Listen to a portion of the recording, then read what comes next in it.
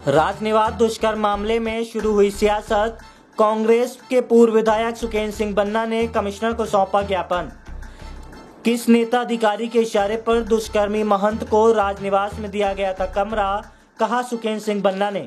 बता दें कि रीवा राजनिवास में 28 मार्च को हुई दुष्कर्म की घटना के मामलों को लेकर पूर्व विधायक सुकेन सिंह बन्ना के द्वारा कमिश्नर को ज्ञापन सौंपा गया है। पूर्व विधायक सुकेन सिंह बन्ना ने कहा कि घटना को इतने दिवस हो गए, लेकिन आज शासन एवं प्रशासन उस नाम को सामने नहीं ला सका जिसने दुष्कर्मी बाबा के लिए कमरा बुक कराया था। कहीं ऐसा तो नहीं कि अपनी गलतियों को छुपाने के लिए रोलर और बुलडोजर की नीति अपनाई जा रही है। प्रशासन की कार्रवाई पर सवाल उठाते हुए कहा कि किस कानून के तहत किसी का घर गिराया जा रहा है। बता दें कि रीवा राजनिवास भवन में हुई रेप की घटना पर अब सियासत शुरू हो गई है, जिसके लिए आज कांग्रेस पार्टी के पूर्व विधायक सुकेन सिंह बन्ना ने सर्किट हाउस बुक करने वाले अधिकारी पर कार्रवाई की मांग की है। वहीं विधायक ने महंत सीताराम को शरण देने वाले बिल्डर्स के भी ऊपर कार्रवाई करने की मांग की है। पूर्व विधायक ने मामले को लेकर संभाग आयुक्त को पत्र सौंपा है, जिसमें उन्होंने रेप कांड में निष्पक्षता से जांच कर कार्रवाई की मांग की है। पूर्व विधायक ने भाजपा सरकार पर निशाना साधते हुए कहा कि बुलडोजर चलाकर आम जन को डराने की कोशिश की जा रही है। प्रस्तुत है कांग्रेस के पूर्व विधायक सुकेन सिंह बन्ना से प्राप्त जानकारी के अंश। रखें कि राजनिवास में इतनी बड़ी घटना घटी, जहां पर प्रधानमंत्री से लेकर के मुख्यमंत्री से लेकर के विधायक, सांसद और कलेक्टर, एसपी सारे अधिकारी कर्मचारी रुकते हैं, और उसमें ऐसी घटना क्यों घटी। लेकिन उसमें पुलिस बल के द्वारा युवक कांग्रेस के साथियों को गिरफ्तार किया गया। यहाँ तक कि मेरे घर में पुलिस लगी, मैं भी घर से नहीं निकल पाया, जबकि मुझे कार्ड भी मिला था, मैं जाना चाहता था वहाँ, लेकिन परिस्थितियाँ अलग हुई। और उसके कारण जब दबाव बना तो जाकर के आनन फानन में बाबा की गिरफ्तारी हुई और कुछ लोगों पर और कार्रवाई हुई।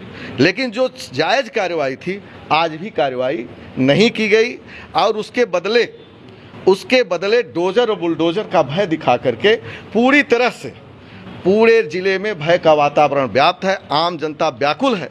जब इस बात को मैंने सुना, चारों तरफ से समझा फिर से, तो लोगों ने मुझसे गुहार लगाई कि भाई इसमें तो दूसरी घटना शुरू हो गई कि जहां एक तरफ बाबा को गिरफ्तार किया गया, सारी बातें हुई, मेन अपराधी छोड़े गए, और डोजर बुलडोजर का भय दिखा करके सबको वो किया जा रहा। कोई अपनी बात न कर, तालिबानी शासन।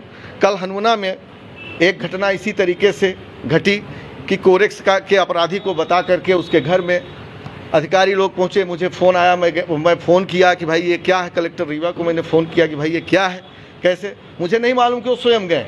बाद में उन्होंने कहा फेयर कार्रवाई की जाएगी, आप निश्चिंत रहें। कि इस बात से फेयर कार्रवाई, भाई फेयर कार्रवाई अगर करनी थी तो सबसे पहले प्रोटोकॉल ऑफिसर जो वहाँ का होता है उसके खिलाफ कोई कार्रवाई अभी तक नहीं हुई। इसके बाद फिर समदड़िया ग्रुप जो आमंत्रित किया बाबा को, उसके खिलाफ कार्रवाई नहीं हुई। जबकि पास्को एक्ट में सीधे सीधे होता है कि जितने लोग शामिल होते हैं किसी भी अपराध में, नाबालिग में, उसमें जब पास्को एक्ट लगता है सारे लोग अपराधी बनते हैं। लेकिन तो गिने चुने लोगों को अपराधी बना दिया गया, और डोजर बुलडोजर दिखा करके अपने को बचाने के लिए, अपने अधिकारियों को और सूबेदार लोगों को बचाने के लिए, और ये घटनाएं चल रही हैं। तो ये क्या है? तो देखिए, ये काम आप मत करिए, कहीं ना आप निश्चिंत रहिए। या तो मुझे ये लगा कि इस तरीके से तो हर जगह फर्जी कोरेक्स में फंसा करके किसी का घर गिराया जा सकता है। यहाँ शराब माफिया का अलग से आंबर चल रहा है, उन पर कोई कार्रवाई नहीं होती। वो तो हमारा ये कहना है, चाहे शराब हो, चाहे कोरेक्स हो, चाहे गांजा हो, सब नशा, और सारे नशे बंद होने चाहिए। आप देखिए कि यहीं रीवा में पूरी तरह से 3 दिन से तांडव मचा हुआ है, और शासन प्रशासन मुख देख रहा है। इस पर क्या कार्रवाई? क्यों नहीं शराब की दुकानें फेंकी जा रही हैं जहां ऐसी बात है, और कोरेक्स को के फर्जी अपराध वालों के घर गिराए जा रहे हैं? ये कहाँ का न्याय? ये 2 कानून रीवा में चल रहे हैं। इन सब बातों को लेकर के आज मैंने रीवा कमिश्नर को ज्ञापन दिया कि भैया आप जो है इस पर पहल करिए। रीवा में भय व्याप्त है, अपराधियों में नहीं, आम लोगों में भय प्राप्त है। हम जानते हैं कि ये बात मैं आज उठाने आया हूं तो कल मेरे ऊपर ये आरोप भी लोग लगाएंगे कि अपराधियों के पक्ष में गए। यहाँ अपराधियों का कोई विषय नहीं, जहाँ अपराधियों के पक्ष का सवाल, कुछ घर गिरे, सब नेताओं के साथ उनके फोटो आए, तो उस पर क्या कार्रवाइयाँ हुई। तो हमारे कहने का मतलब वो अलग विषय है।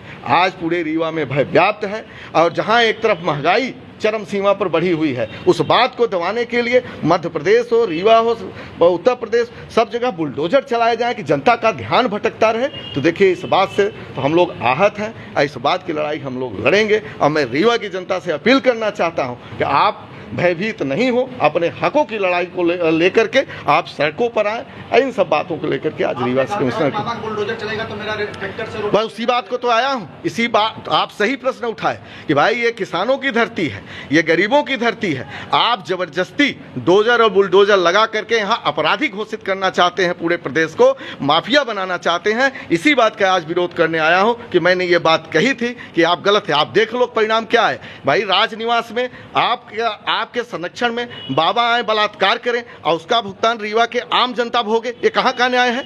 यही तो मैं कह रहा था। तो ये अपराधी बनाने की उनकी साजिश है, इसका हम लोग पुरजोर विरोध करेंगे। और मैंने जो कहा है वो मैं करने का प्रयास करूंगा। बाकी तो मैं उस दिन भी प्रयास किया, सीएम के घेराव की बात आई, हमने घेराव भी किया, लेकिन उस समय तैयारी अचानक से उतनी ज्यादा नहीं थी। अचानक से फोर्स पहुंच करके हम लोगों को नजरबंद कर ली, जो हम अपनी बात नहीं कह पाए।